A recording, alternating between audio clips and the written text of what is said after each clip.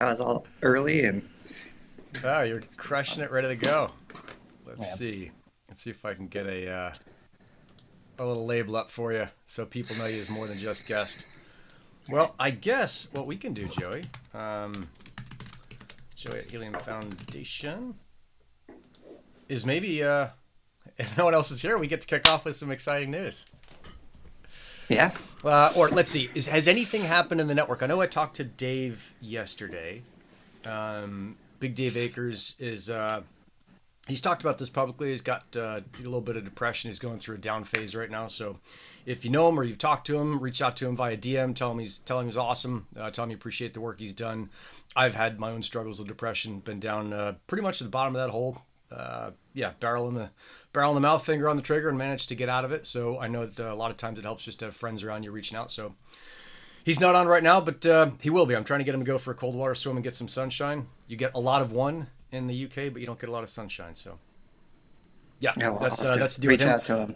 But he did say that basically nothing is happening as far as crazy stuff on Helium, and it's really boring. So that's good news. I was hoping he could give us some insight onto that little earnings peak that we saw in the network average. I've seen it and I haven't had a chance to look into it. So Oh, I maybe didn't we'll know there was even a catch him blip. next week. So Yeah, well, cool. funny little thing. We also saw the deny list. So Star Watcher did like a big submission to the deny list, like six That's right. thousand seven gateways or something, and that's live now. So those are hotspots that are no longer gaming. It's a good sign. Rock and roll. Yeah, I meant to get him back on because he had his whatever National Canada Day last last week, but forgot to reach out. So, but I see a bunch of yarn. Siegfried and Kevin and Hector and let's see, Chad, aka Bobby, and then we got a new guest joining us, Vince Bradley. Let me get you on here in a second here, Vince. Perfect. Thanks. What's up, dog? Just you, man. Yeah, me and Joey. We'll see who else joins up. Let me see if I can get a name tag for you, and then we'll do a quick intro and get into it, and then we'll actually we got one more piece of news that Joey and I've got to drop in here. Vince at Abundant IoT. There we go. All right, I think the magic is finally happening here. Cool. Let's see, and good to see the rest of you guys on the YouTube. So mostly today we're going to be doing abundant IoT stuff with Vince talking about how he's using, how he's built an IoT business and how part of that may go on Helium and how that interacts with Helium, which I think is really cool. But Joey and I've got this really cool piece that we've been working on, a project we've been working on for a while called Helium in the Wild. It came out of a conversation, or out of lots of conversations, that kind of culminated in New York, where we said, "Hey, what we want to do with Helium Foundation, or what we want to do, kind of working together, Gristle King and Helium Foundation, is to really push hard into IoT and into IoT use cases, and to do that outside of the U.S." So, super excited to say that Joey. I don't know if you're going to be at Solana Breakpoint, but I will be there in Lisbon. Are you Yep. coming? I'm opting not to go. I've got other places I got to be, so It's a I'm not going to heartbreaker. do Solana this year. I know it's sad. I've been excited Heartbreaker. for it. Yeah, this is the first trip, and I think we're gonna miss you for most of it. So, uh, I'll be a presence or kind of representing Helium Foundation. At least I will be there. I'm sure other HF folks will be there, but we'll also be Yeah, putting on workshops and community meetups. So we've got Lisbon. We've got another thing that I'm not sure whether or not it's a secret or not, but it's really cool. And yep. then we For got now, London. secret. Is it a secret? For now, it For now. will. We just want to make sure we can put the final touches on there, and then we can share. Okay, Yeah, that'll be super cool. And then we've got I think 2 days in Paris, 2 days in London, and 3 or 4 days in Barcelona. Barcelona is the smart cities thing. So if you live in Lisbon or London or Paris or Barcelona, I'm going to be psyched to see you. Reach out. Would love to connect in. We're going to be doing Helium community meetups at each one of those cities and putting on a workshop centering around IoT. So I'm super pumped for this thing. yeah. No, it's going to be super exciting. We keep hearing this sort of like under layer of like, oh, what's going on with IoT. Basically, we've just been heads down on a lot of this stuff. And working with Nick is like a small part of that. So super excited to be like sending Nick out into the wild. We call it Gristle King in the wild. But yeah, he's going to be throwing a ton of cool stuff together, and really excited to just yeah, be out there interfacing with the community again. We're finally getting back into that. Yeah, yeah, and doing it outside the U.S. I think that's important because we Americans tend to be pretty self-centered. It's sometimes a redeeming quality, often something that people aren't psyched on. Let's see. I'm seeing a couple chats or things in the comments. I don't see anything. Sam Strecker, does Joey have a comment on the percent take a vendor takes defined in HIP 53? I don't know if you do or not, Joey. I am not prepared. I can't remember what that percent is off the top of my head. Okay. This is the mobile sub-DAO, if I'm remembering correctly. And the way that's going to work is it's basically, I think, going to be passed through. Don't quote me on this, but I think it's going to end up being passed through for folks that are using those mobile carrier plans on the network. So that in the short term, like that's the play out there. But Cool. And I can dig up, if you guys want to see it, we can dig up some 5G folks. Maybe I'll convince Elmo to come back on here if you want to talk about the different hips. But yeah. yeah, I think what I want to talk about, and the reason Vince is here, is we're going to talk about IoT stuff. So Vince, let's start with this. Is tell us who you are, kind of where you're coming from, what you do, and then we'll dive in. Sounds great. Thanks so much. Appreciate it, Nick. Good to see you, Joey. Yeah, exciting times with the IoT space. I mean, Vince Bradley, CEO of Abundant IoT, and we come from the telecom world. So don't hold that against us. We were there at one time, but now we're not, right?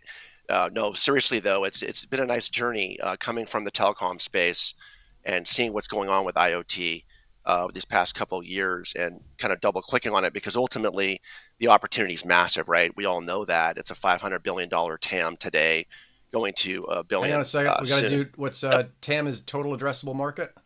That's it. Thank Yeah. you. Yeah, you I'll try business to types stay under forget 10 how much you acronyms know. if I can. Yeah, sometimes I double click, but sometimes, anyway, please do stop me when I do that if I can do it again. I appreciate that. You got my back on that. So I'll try to keep it a single digit number of acronyms, so hopefully. So anyway, that space is just exploding. And what we do is what we call EIoT. And so technically speaking, EIoT refers to the data that you're using and looking at in the energy space as it relates to IoT. E is for energy. Yeah, exactly. Yeah. And so what we're doing is we're using that as well to kind of expand it to help the channel. Because what we're doing is we're basically taking the telecom channel and we're saying, hey, let's upsell IoT into it because now is the time to do that. And so that's kind of what we're doing to help them with that journey. And as part of that, at the end of the day, it's a huge opportunity right now with everyone. And I think some other things that are really relevant here would be ESG. I mean, we've all heard about this term. It stands for environmental and social governance. God, beat me to it. Nice work. Okay, yeah, that one I'm gonna jump in on because a lot of people don't know what it is, or if they do, they're like, okay, I heard about it. Tell me more. But ultimately, this is a situation where, everyone has to start that journey now, right? So energy efficiency is a thing that a lot of people have been sluggish about, right? They just, okay, I don't need to do that. Solar's too expensive, et cetera. All of these objections. Well, it's no longer a concern. The ROI on all these products is now there. So there's no more of that, okay, I can't, the ROI takes too long. It's gone. And so when you have ESG, which is a motion that says, hey, look, you're going to have a carbon rating. That's just part of ESG, by the way. That's the E in ESG. Yep. But just like you have a credit score and you have a D&B or whatever, Yep. You're going to have a carbon rating too. And so, kind of the thought here is, hey, look, we can help you with that journey. Not only can we help you with the journey getting, upselling from telecom into energy and IoT, but it's also the customer journey and helping them with that as well. So kind of look at it this way. They already have a reason. Customers have a reason to jump in on the energy efficiency journey.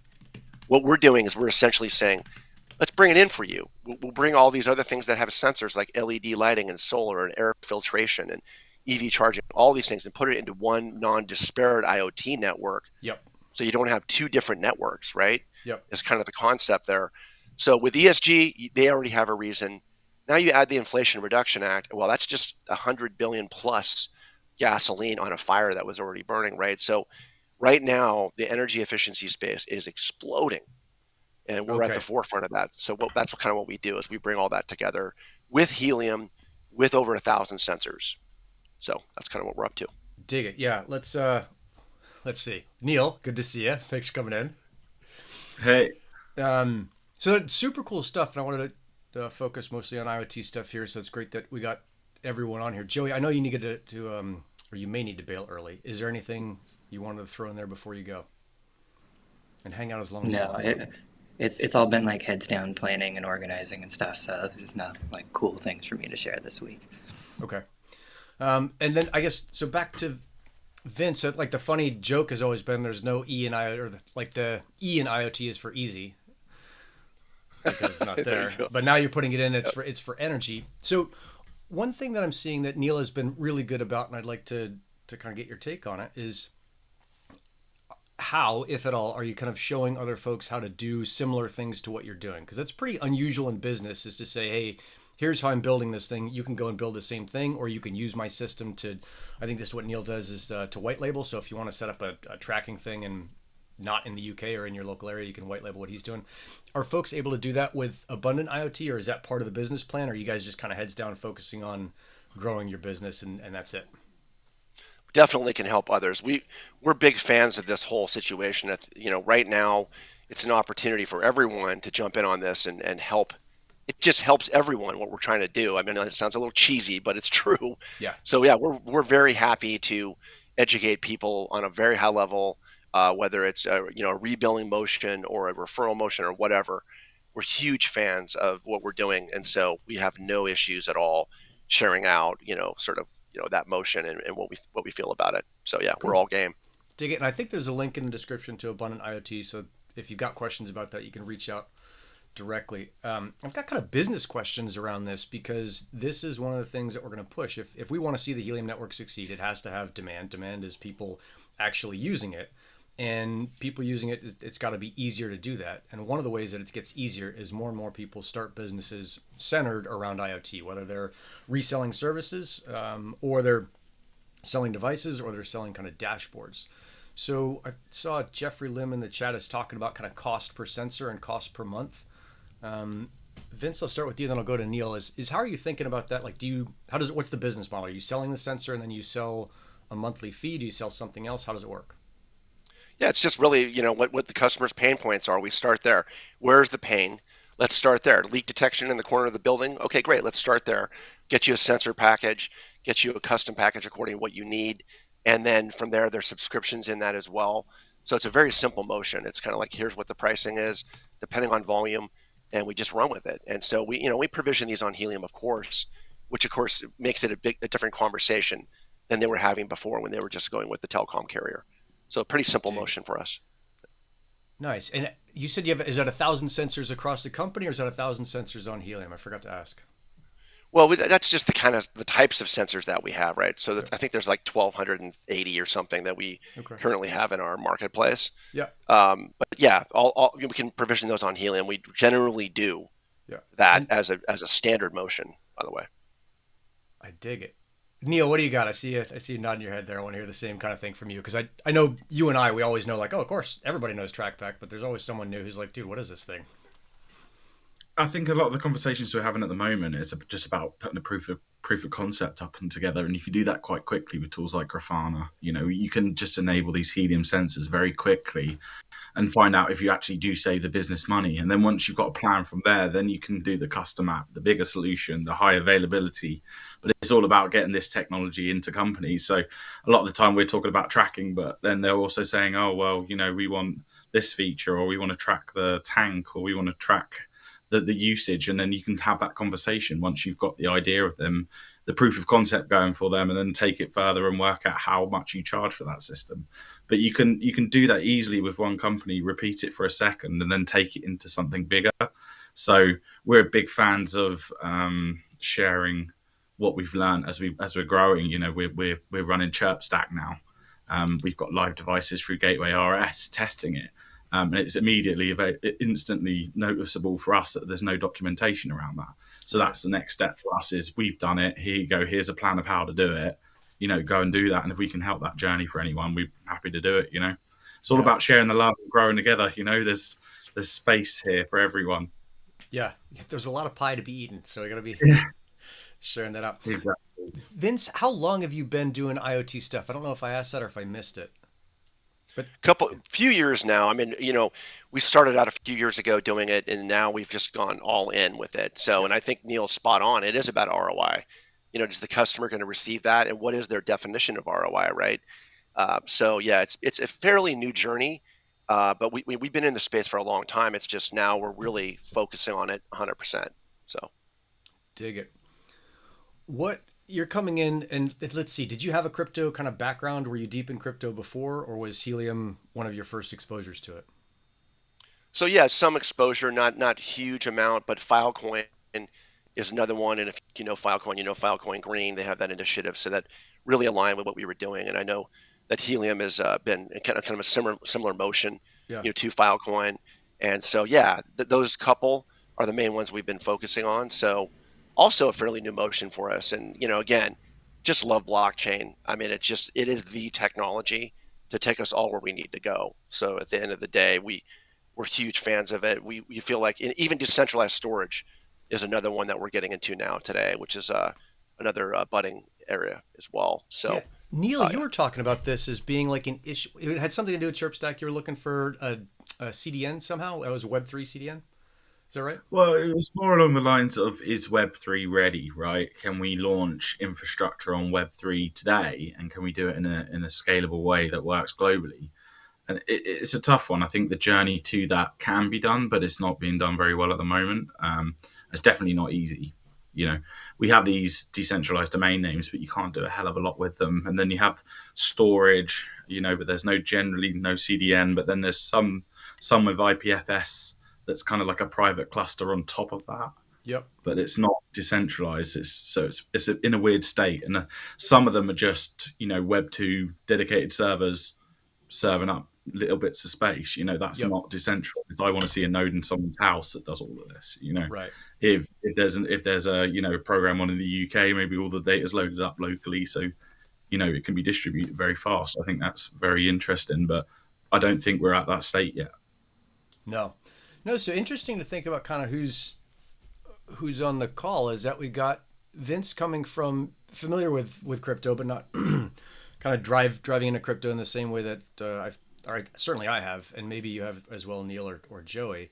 But we're starting to see this confluence in the same way that we're seeing this intersection of blockchain and meat space that I go on and on about. We're seeing this thing in Helium where the telco industry and other folks are coming into this space and starting to figure out, I think as Vince is like, oh man, there's an advantage to participating in this. And that is pretty cool to see. So yeah, Vince, what are you hearing? Like if you go to non-crypto, say trade shows, is anyone else talking about this, or do you feel like you're a super early adopter and this is still like a competitive advantage for you? Yeah, the Web 2.0 is a tough space. The tape backup we're dealing with still, it's like, come on, guys, let's go. So yeah, it can be challenging.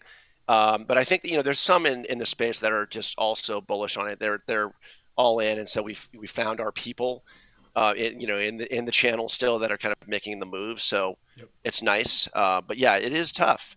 I think that, again, the timing, right, with the winter, that didn't help much. No. Because essentially this year we sort of, launched a lot of stuff, and we actually won Best in Show at the Channel Partners Show at the big telecom show this spring. And Yeah. what was great, of course, we know what happened after that, right? So it was a little tough, but we explained to them, hey, that's how we get paid. That's not, again, this is blockchain, and that's how we get paid. And at the end of the day, that goes up and down. It always does, right? So, yeah. Yeah.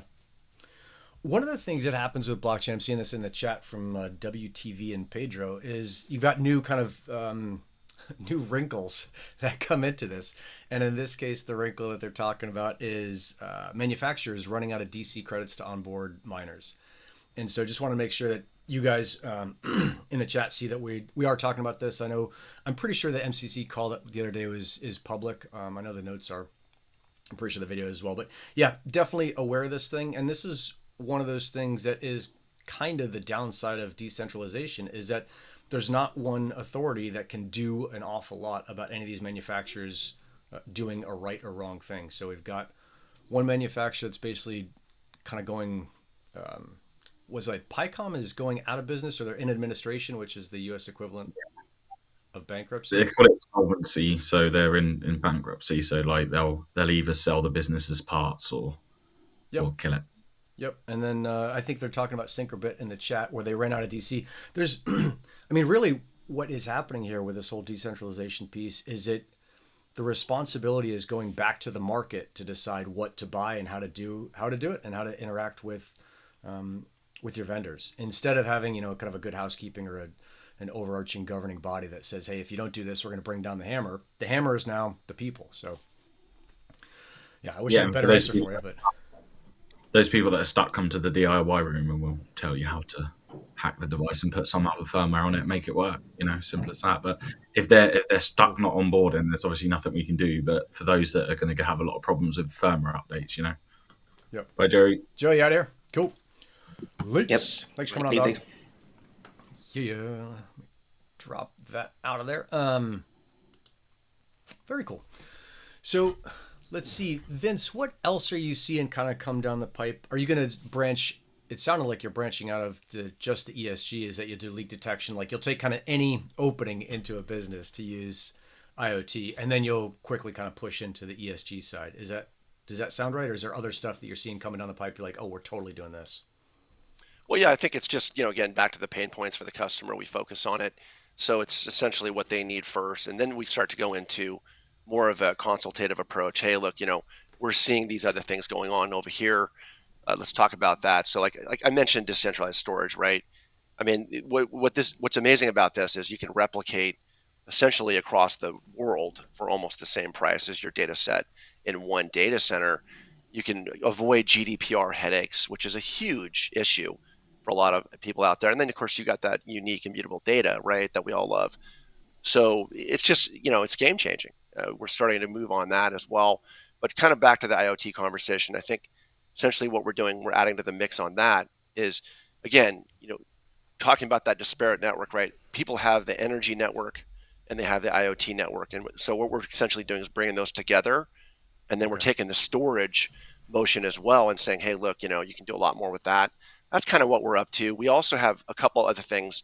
These are pretty amazing. And, for you physics buffs out there, you'll appreciate it.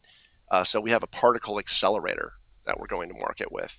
Okay. Yes, this is like sort of, Don't game-changing stuff. On the shelf. Yeah. Exactly. Prototypes right now. And so we were excited to be chosen as the launch partner for this. So we're going to market in Q4 and in next year. This is going to rival solar. It's pretty amazing stuff.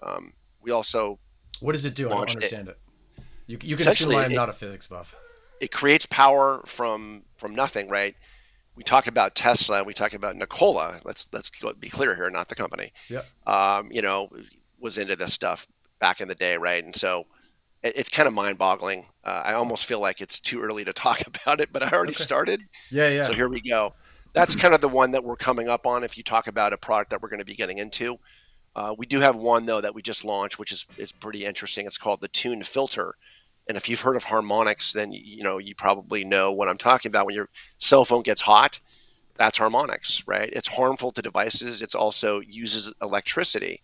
So we have a device now we can put on a panel anywhere in the world, essentially, and saves like a double-digit amount of the electric use.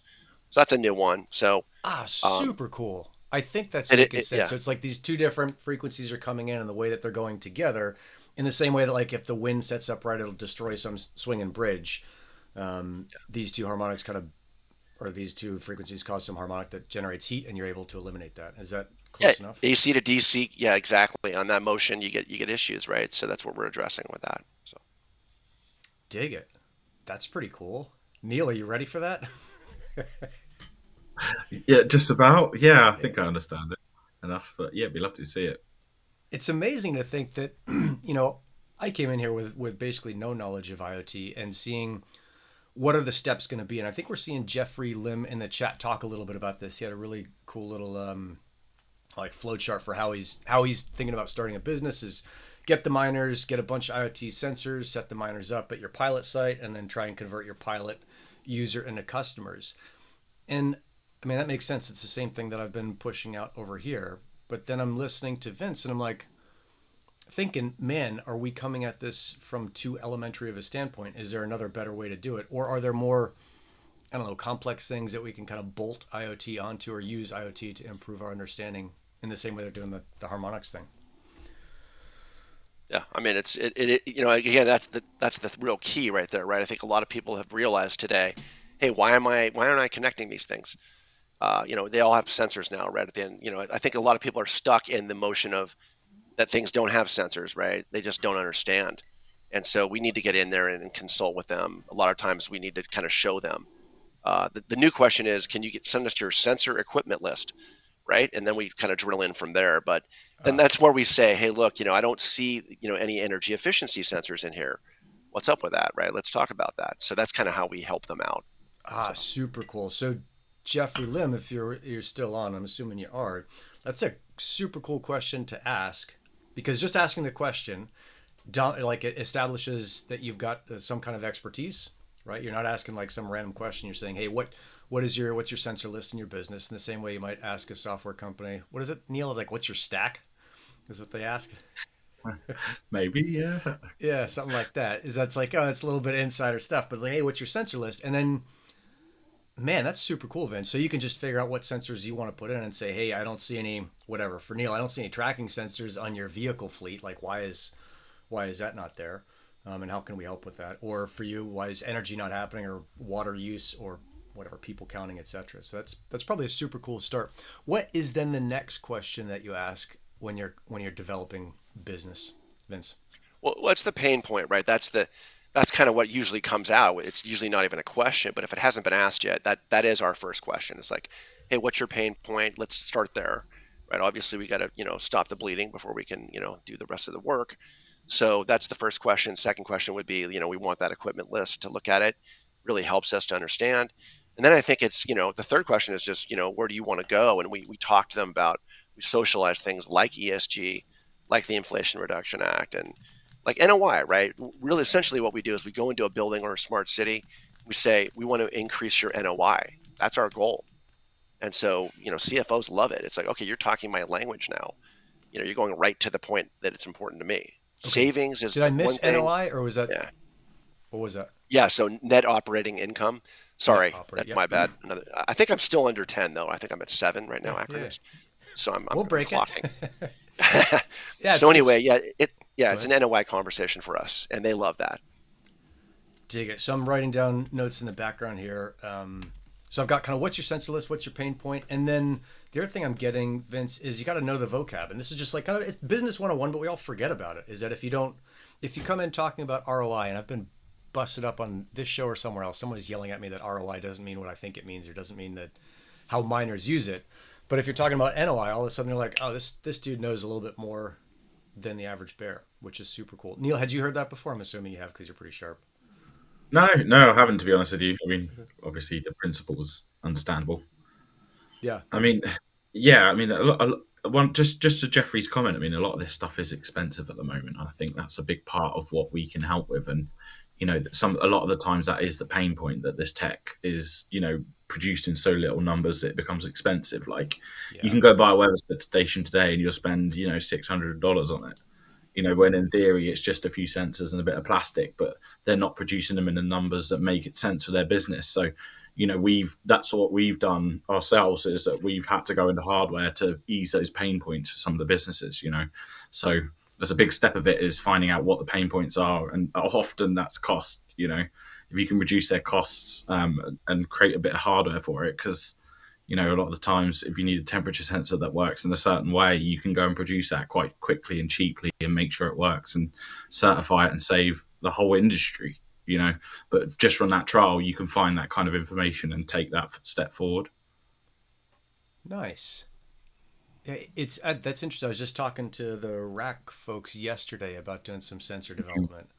But that makes sense. Like, I didn't understand what a big deal that was, but the stuff that I want when I look around for it, in the same way that the people counter was super hard to find, and I eventually only kind of narrowed it down to one company in Switzerland that did it. And Exactly. It's such a small market. It's a problem at the moment. It's like, we were looking for some TTGo T-beam boards just to dev some stuff. yep. And the price has skyrocketed. Like, the same with Raspberry Pis. Everything out there is just shot up in price. But really, if we can get a board together that works for GPS, we could have a dev board that's half the price of what's on the market at the moment. And that could help improve the market. Cool. So is what you're building is like your custom, what do they call it? SBC, single board computer, something like that. Is it the same thing? Yeah, or no? yeah. Okay. Exactly. We developed a tracker with a GPS chip on it, but the point is to take the GPS off, and it's a perfect board for building other solutions on top of it. You could add any sensor. Problem is the ones that are on the market are produced in very small quantities, so they go up in price ridiculously. Yep. Like even cube cells or anything like that. LoRa 32s, they've shot up in price. Yeah. You spend a fortune on them nowadays. Yeah. Yeah. Ed, I'm seeing the comment. Seed's got this $79 or $80 tiny ML people counter. I think it's this thing, this kit, and you can build a people counter with it. I just haven't obviously taken it out of the box, or I didn't. I put it back in. Vince, what are you seeing for sensors? And is that what you're doing at Abundant IoT? Do you guys make your own kind of custom stuff, or are you buying off the shelf or something else?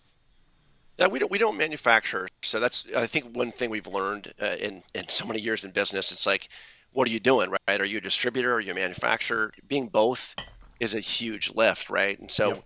with the relationships we have and with the need in the channel, there's so many people that wanted to get to market.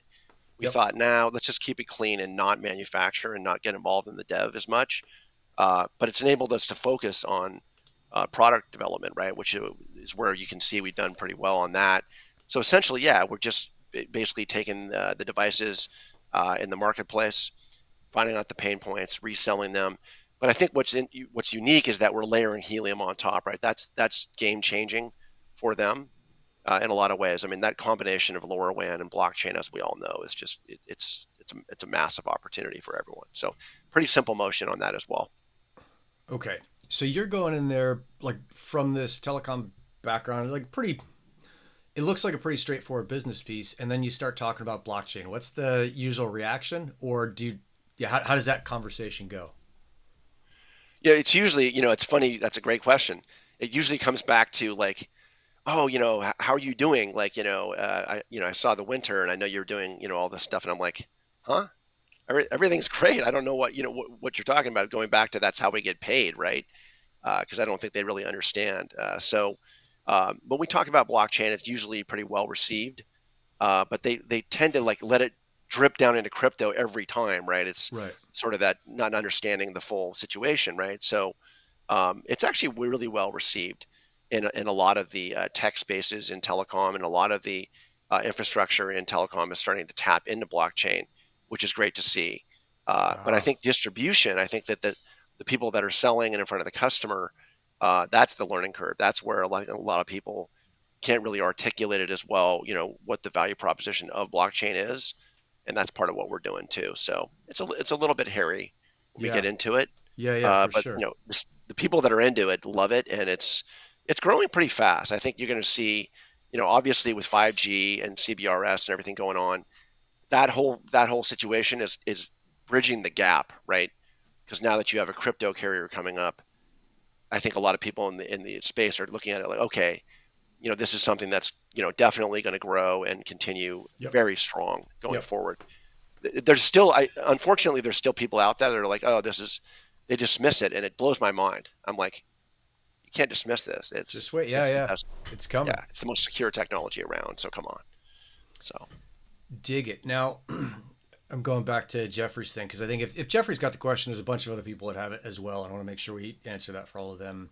He's faced with this thing? He's in SEA Southeast Asia. I'm guessing that is, yeah, but facing cost issues. So, without giving away business stuff, would you say that there's a part of your business that is profitable enough that you could replicate it in an environment where they can't pay a lot for sensors? yes, that's a great question. I think that there is some mechanisms to do this. So I mentioned PPAs, right? Power purchase agreements. Now Mm-hmm. that's an energy product. It's an energy vehicle, I should say. Yep. But it does apply here because we have been able to bring the sensors into those PPAs, right? So I think really what it comes down to is, you know, having a community effort, getting everyone involved and saying, hey, look, how can we create a PPA for this? And what's a Uh, PPA? Help me understand that. so it's a power purchase agreement. So it's typically designed for energy, right? So like if you think about big energy equipment, solar, LED, all this kind of stuff that you're putting in, right? Yep. It's mainly for that. However, with IoT proliferation, we're now adding the sensors into the PPA. And so the same vehicle that could help us do a massive smart city project are now helping with these community projects as well, and the ability to bring in the IoT sensors and that kind of thing. But it is a tough conversation. I appreciate that question a lot because again, yeah, it is a much tougher conversation. But yes, Okay. we can do it. It's just we obviously will need local help to make it happen, Okay. grassroots. So All right. I'll ask you then. I'm going to this smart cities thing in Barcelona. I think that's the. Someone was asking about the dates. The dates of the trip are the November 3rd through 18th or 2nd through 19th, something like that. The last 3 days in Barcelona at the Smart Cities Expo. Vince, what are some of the questions that I should be asking, or some of the kind of people or businesses I should be focusing on talking to there who might be kind of most open to helium or most kind of helped by understanding or knowing about helium? yeah, that's another good question. I think, from that one, it's there's a couple things I would suggest. I mean, the first one would be to sort of, look and penetrate into, the markets that are going to need, sort of the higher elevation, right? Think about it that way. If there are folks and there are shops that need to deploy and they're higher up, because again, let's go back to ROI for a minute, right? We brought up that acronym earlier, and Right. it is an interesting one. What is the ROI, for them in this scenario? What's going to help them get there faster, right? So I think that's the best way to look at it is like, hey, focusing on projects that are going to be, because as we all know, right, the higher up you're getting, the better you're going to have your results, The and you're reward going to, should be higher. Okay, so you're yeah, you're looking at it from yeah, like, hey, if we deploy these miners here, whoever's involved and however that pie gets cut up, the ROI should be better. And then there's some kind of sensors to deploy. Is there stuff that you're seeing maybe on a city level outside of this idea of a PPA where you've kind of just seen a lot of success with it, or that's like an industry standard for IoT sensor deployment in cities? tower companies, can be great at this because they've got the roof rights and they've got everything set up, right? Yep. So again, that's where the ROI comes in, though. They're like, first question they're going to ask you is, okay, so what does the rewards look like? Proof of coverage, where's that? All of these things are going to want to get into them and understand them. Yep. And if you're in an impacted metro area like Manhattan or something like that, again, those rewards are not going to be as great. So that's where ROI comes into the conversation. But essentially, that's why I'm saying tower companies can be a great way, or companies that are focusing on the roof rights. Obviously, the building owners would be great to discuss with and things like Interesting. that. So So, yeah. you're coming at it first from deploying miners, and then you're talking to local businesses and saying, "Hey, look, I've got coverage here. Here's, what's your pain point? Where's your sensor list?" Yeah, it's like Senate. It's like, what happened with Senate, right? It's the same kind of thing. It's like, hey, look to the city now. Obviously, Manhattan's a perfect example, right? We don't always have those, Yep. and so it can get tough if you don't have the access to the building owners and the tower companies and those types of organizations. So I would say, in Barcelona, that's the people to look for and network with, especially when it comes to helium, right? So To get in, and so it's like, okay, so I'm what I'm hearing then is that you're going to focus on, you got to have a couple focuses, and I'm thinking Barcelona is one thing, kind of Europe's one thing because it's pretty dense, it's pretty well developed, and I'm wondering, because Jeffrey's talking about lower cost areas in Southeast Asia, if there's like this two or three pronged approach where you go into a smaller town and you say, okay, who owns the high points, who owns the towers that are servicing that town for on the cell side and the telecom side, and I'll talk to them about providing coverage, and then who owns the most buildings or who is the largest energy user in the town, and maybe it's not going after that if that market niche is already filled, but looking at aggregating all the power and seeing about Vince is like a PPA something that you could, I don't know, write and negotiate on behalf of a small town, or is it's too complicated for that? Am I not understanding it right? no, that's exactly it. It's Okay. sort of designed for that. Okay. But think of it as a vehicle to basically bring in solar is typically the most common Yep. for a PPA because of the price tags on it Yep. and things like that. But typically, we do like anywhere from 2 to 20 million or more on those projects, right? Depending on how many megawatts are required. But yeah, that's really the way to focus is to come in and say, okay, we need a vehicle to get here, right? There's no way we're going to be able to do this piecemeal with financing all over the place, right? It just Yep. doesn't work. You need one vehicle that you can pretty much dump everything into, get the RFP design for the smart city or building, get all the specs done, and then put it into the RFP, and then you're off and running. So it's the best vehicle to do it. Okay. We've done enough of these where we know you have to consolidate, or otherwise it's too hard to manage. Okay. So I think the other piece I'm hearing now is maybe for the past year, and we probably still have a year or two of this, you can go into this the way that I do a lot of stuff, which is pretty kind of fast and loose. And that will work for small projects. But what I'm hearing you say is like, no, I'm not doing fast and loose stuff. I'm going in as a, mid-sized, maybe a large business, and saying, look, here's what I want to do is I want to conduct business in this area. I don't want to do some tiny little proof of concept. And maybe we do that as like step 1 of 10 steps, but you're going in really as a full-on business and not worrying too much about the blockchain side. Just that's how it works, but that's not the focus. Exactly. That is essentially how we go to market. It's it's a holistic approach. It's a longer term journey as well, right? We're not trying to go in and say, hey, look, we got some incentives, we need to close this out next month, right? It's not like that. Right. It's a much longer term motion. Yep. It's also, it changes, right? It's a moving target. So rad. Super rad. Neil, what are you doing? Like chasing your dog around? What's going on? I'm playing house husband today. Okay. So you gotta take care of business. Super cool stuff. And I think, Neil, you're kind of a bridge between the idea that we all started with, which is, figuring out some little proof of concept and implementing it basically for free and then seeing if people wanted to buy it. And you've taken the next step and said, okay, I want to start a bigger business and I want to run this track pack thing and be able to not only allow people to see their tracks, but also to resell it. And then it looks at Vince is kind of on the other side of that, where he's only doing that. He's not doing this stuff that I'm doing, where I'm like, oh, I'm going to, throw 4 people counters out in the wild and see what happens. I think the big thing I'd ask is like, what can we all learn from each other on this? What are the biggest mistakes that have been made that the next person can kind of step right past? So maybe that's a good place to go here is, Vince, like when you look back at the IoT stuff you've done so far, what are the mistakes that if you were giving someone a hand up, you'd be like, hey, watch out for this one? I think it's education up front. It's, a clear communication from the gate, about, hey, look, before you go out and start buying stuff, because I think one of the issues we had with 1 or 2 deals was people started procuring the sensors before we really talked to them, right? So it was like engagement letter, and then it's like, hey, look, equipment list, don't do anything yet, right? So the communication of just stop the buying right now, let us know so we can help you, because you're probably going to end up buying into more stuff you're not going to need, right? Specifically, sensors that are not on Helium, right? So it's an issue. Okay. So we got into some networks where they deployed sensors that were on the carrier, and they came back and said, okay, we're ready to switch these over, and it's like, no, that's not a thing.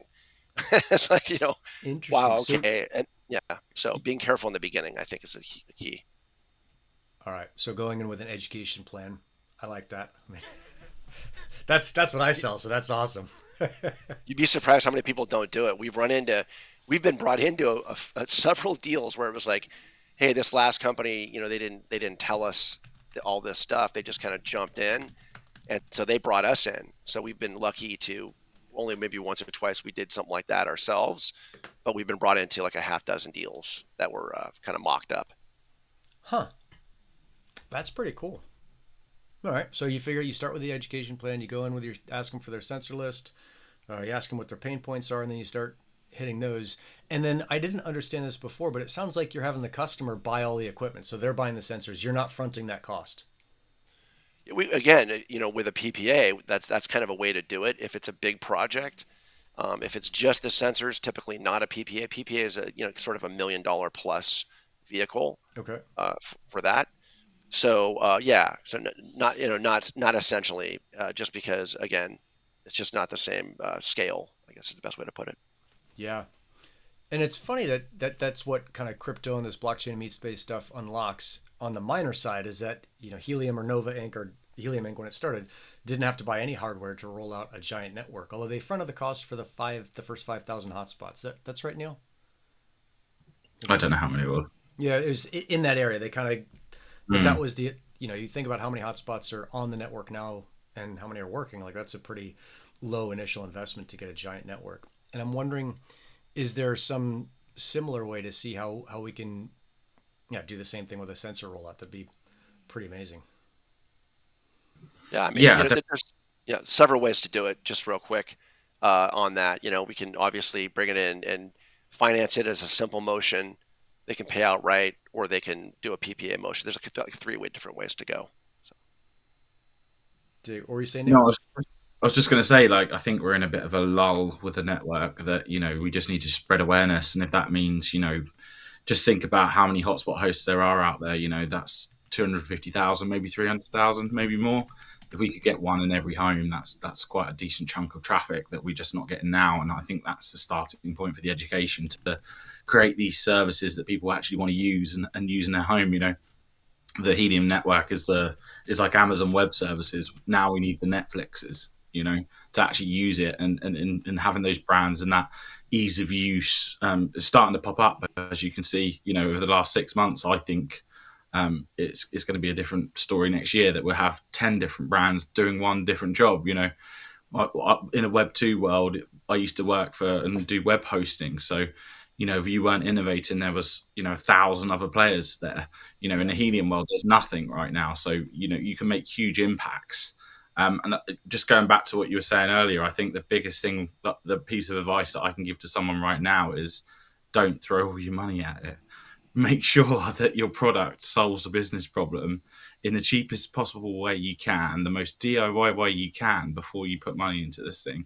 Because there's been a lot of companies that have talked to us that said, what you've done in 6 months is crazy, but I'm this deep into this, and they've spent so much money, it's just pointless. You don't need to spend money to get basic sensors on Helium. You can do it very cheaply with VPSs, and you can have a proof of concept, make sure you can repeat it, and it's actually a service people want, and then invest money.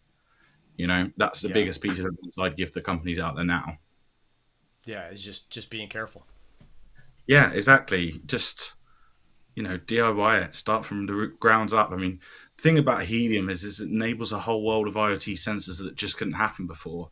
So the whole market's in this kind of, fixed place sensor world. There's so many opportunities that are opened up now, and in industries that just couldn't be covered before. So none of these companies exist. Right, It's not like we're trying to convert existing companies. They just don't exist. We just need more people. It's like I was talking to someone the other day, and they gave me a list of 20 different LoRa ideas. And I was just like, well, pick one, pick one, start it. There's no one else doing it, If you want to do a door app, no one's doing that right now. If you want to do one particular thing, you could carve yourself quite a decent market out there just by putting this in the house. And that's what's going to help everyone. Because once they see your app, they might think, oh, there's asset tracking, there's energy, there's all these other services out there that will grow the network. Yeah. Yeah, I mean, there's this guy, Dennis Hyman, in the chat. Any word on the catalytic converter sensor? I think I put the link to the materials that you need for that. So someone responded almost immediately. I think Greyhack guy's like, oh, I worked on this thing where they have these super high temp, materials that can also track stuff. So I think this is what Neil is saying, is like, it doesn't exist yet. Here are like the first breadcrumbs. The link should be in the last description of the YouTube video. If it's not, hit me again. However, you hit me before. I think it's on Twitter. And it's on you to build it and make it. Like, it's not there yet. It doesn't exist. That's for some segment of the population that loves adventure and starting new stuff. This is the best time. For a lot of people who just want to hit a button, you just have to wait a year or 2 months. Exactly. And there's so many of these little businesses out there. I know people who want notifications when their gates are opened and they got no power on it, or a gate in a field. That app could be made in seconds. It's just push notifications and adding the device, but it just doesn't exist. Yeah. And you could have a huge market from that. No, it's endless. Yeah. What were you going to say, Vince? I saw you. Oh, I was just going to say, and adding to the conversation, one other thing we can do, and this is a great way, going back to the chat earlier about, trying to do more with less in certain areas where there's less resources, is, the ability to take the cost item of the sensors out of the conversation with that PPA. In other words, by funding all of the energy stuff over here, you can free up the budget for the sensors, right? So we've done that as well. We've had customers who have said, we just can't afford the budget for this, 5-figure deployment of sensors right now. But, what else can we do? And so what we did was we put them into a PPA for the energy efficiency motion on a different project that we were starting with them. And that funding opened up the ability to buy those sensors. So that's just an example of a creative way to do it. Yep. It's just kind of freeing it up, because I think a lot of people do have a hard time getting that budget for sensors. It's hard to justify it because they push it up and they say, here's what we need to do with our network. And it's like, well, there's a lot of scrutinization. Do we really need to do all of this, right? They get kind of cut down a little bit. Yeah. And then it goes into scope creep and the thing explodes, right? We've all seen it happen so many times. And so what we try to do is say, hey, look, let's move the budget around. Let's get creative with the way that we're allocating all of this. So there is some other things you can do in that regard. Nice. Yeah, I mean, it sounds like there are opportunities for people who are willing to educate themselves on sophisticated or more sophisticated business arrangements, right? So if you can start getting into the PPA stuff, and you're going to have to figure this stuff out. It's not going to be at the level that like I think of it, which is like in the big fluffy clouds and kind of giant ideas. You're going to have to be able to get down into the details and nitty gritty, but it's there. If you want to do it, it's doable. I love what Neil said too, just about you got 15 projects, just go do one. Yeah. At the end of the day, he's right. I mean, there is so much here, and I think that the entrepreneurial spirit that we all have, it's time for it right now. And I get jealous actually when I see all this dev going on. I'm like, that looks so cool. And right now, especially with the 5Gs that we're implementing a few right now, and it's like, I want to get down. I want to get on a roof and do some more of this stuff. Get out of the chair, Yeah. But again, like Neil was saying, it's like now is the time. You wait on this idea for a year or two. Hey, thanks for that. Kind of like taking the arrows for someone else, right? So. Yeah. I mean, it's like almost everything you can think of, almost every business you can think of that has some kind of physical presence can use IoT. I'm seeing Vision Grids talking about construction companies. Like you could literally build a construction company IoT business right now, saying like, hey, I'm going to track your vehicles on site. I'm going to figure out like how much whatever energy they're using, how much gas they're using, down to the nitty gritty, because I can put sensor levels in all the tanks and see what's going on, see when they're not working, when they should be working. There's just like if they're overheating, if they're whatever it is. And especially I think Joe Network Bits had talked about vision learning stuff or I think was it machine learning on the edge, is saying like you could probably figure something out that shows how fast a building is going up. Right. So you can start to see it over time. And without visiting the site, all of a sudden you can provide all of this data to whatever company wants to buy it. Like this is how fast and how efficient a construction project is going. So, yeah, pretty Yeah, a cool big stuff. part of what we're doing at the moment is white labeling, because tracking as a basic is it works for small mum and pop stores, it's very small businesses, but without that industry insider knowledge of a white label person going and saying, I work in this industry, I want to take tracking to this industry, you're not going to have that insight into the business pain points. But what I'd say to anyone that wants to get into this kind of thing is, look at the industry you're in, what are the pain points, and then try and solve that problem there. Learn from your experience. Don't just try and make something for everyone. Try and make something for that one particular thing. And then you can start with a few trial tests in other companies and build some momentum, And at that point you can say, this is a good thing. Haven't spent too much time on it. This is worth investing in more, and you can seek funding. There's a lot of it about, we're in a crypto winter, so, but it is about when you can find these things. And especially if you want to go open source, there's always the Foundation Grant Program as well. Yeah. Yeah, I was watching Vinod Koshla, some big VC guy, video, and he was saying, look, there is just as much money as there ever was for good projects. So that's at the end of the day. If you put it together and it's a tight case and it looks really good and it looks super promising, finding the money is not going to be the problem, right? If it's pretty loosey-goosey, finding the money is going to be a problem. But if you can come in and say, hey, here's how it ROIs, here's how the whole thing works, there's plenty of money splashing around still. So super cool. I'm seeing Ed talk about water meter stuff. I mean, again, it goes to everything you can think of that has a physical connection to the world. You can slap some IoT solution on it and make it better. So like this water meter. I mean, we've got a dude who I see him right outside my window when he comes by. Comes by, lifts off the little concrete base, reads the water meter. I don't know what he does. Maybe it's like a Bluetooth thing. Looks at his little device and then goes and walks to the next one. It's like, and I look at that like, God, that is just savagely inefficient. And we can make that way better. I love that comment. It's so spot on because that's essentially what it's going to be. It's a huge shift that's going on. Obviously, the pandemic slowed down supply chain for IoT TAM, but now it's catching up. Actually, it's hockey sticking right now.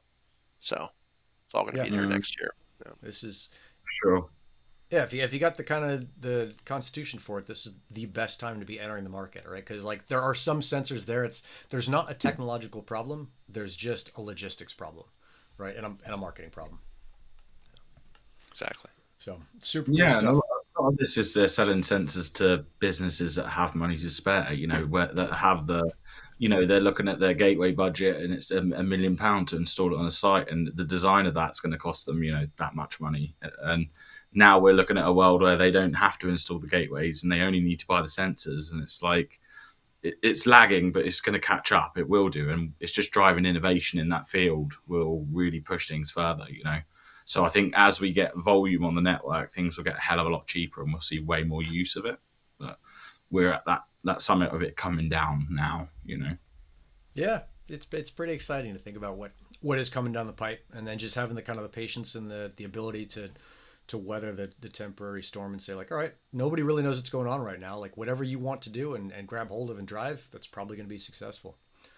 Yeah, I'm seeing hacking this and that, throwing ideas into the chat. So cool. And then someone asked, was the winner of the contest for the buy-sell 5G decided? I know it ended on 30th. Yeah, it was. Helium Deploy ran that contest. That wasn't my contest. They just asked. They said, hey, do you want to run this thing for your audience? And I said, yeah, sure. So he hit Helium Deploy on that, but I think, what was the guy's name? Like Mark P or something was the winner. So yeah, that got one. Dig it. Well, that puts us pretty close to 10 o'clock. Before we sign off, I want to make sure, Vince, is there anything else that you want to put out there? Someone watching this, either to inspire them to start their business or to encourage them to use what you're doing, use your services? Where's the best place to find you? Yeah, absolutely. I think, again, just summarizing, the ESG situation and the Inflation Reduction Act, this is something that is just an incredible opportunity. And I think that the way to do this is to approach it with the IoT, but then also come in and help them with their journey, right? With that ESG, they need to do it anyway, right? So it's one of those situations. It's an inflection point, frankly, right now. And I think, that's a great way to go, because right now, people, think about it, everyone's opening their bills up. Every month they're going higher. Fall, it always goes up. So this is like an unprecedented thing we've never seen before. And then, of course, with all this money being dumped into it to incent people to do it, it just makes a ton of sense. So EIoT, which is IoT with a focus on energy, is a great motion right now because it's doing a lot of things at the same time. So yeah, I can be reached. AbundantIoT.com is our website, and it's just vbradley at Abundant IoT. So please reach out. We'd be happy to help you and help the cause. Ripping. Thanks for coming on and sharing knowledge. It's always good to get folks who are outside of our normal bubble to come in and be like, oh yeah, this is how we do it. Great to be here. Thanks. Yeah. Neil, anything else before we kick off? I'm going to see you in London. I don't know, something in November. I'm assuming you're going to come. Sure, definitely, 100%. Yeah. We'll put together I've got no news this week, but over the next couple of weeks it will. That's right. You've got, what did you say, 2 big top secret things coming down the pipe. So. Yep. Yeah, and I got at least one big top secret thing coming down the pipe. There's a lot of stuff going on, and it's hard because I want to share everything that I know about, but at the same time, some of these things you can't talk about. But for the folks watching this, like, look, there is a lot going on, kind of under the hood, behind the curtain, whatever you want to say, in the Helium, at least the Helium IoT world, which is where most of my focus is right now. So yeah, just crush it, and maybe Neil will get you to play guitar on camera because I'm bringing all my stuff. That's part of the deal. So I play drums, so if you're doing that, let me know. And by the way, Nick, I told you when you come, you got to come out and jam. I got the jam room down below. That's right. So and we have all this technology on site for you all. So go ahead and come out if you're in the LA area. We'd love to have you join. Cool. That's right, because you're in. Was it generally in Malibu area? I've got to go out. I'm in the Boo. Yeah. Yeah. So come see what you're doing. Take some pictures. Shoot some video. sounds like a plan. Ripping. All right, fellas, thanks for coming on. I will see you guys next week or before on Discord. Ripping. Let's see, what's Ed Blue say? Need the spoilers, back channel, please? No, there's no spoilers in this one. Man, there's just so much cool stuff going on. I wish I could tell you, but we'll tell you when we can tell you. So, Ripping, thanks for coming on today. I will see you guys next week or on Discord. Have a awesome week. Till next time. Lates. Bye. Thanks all.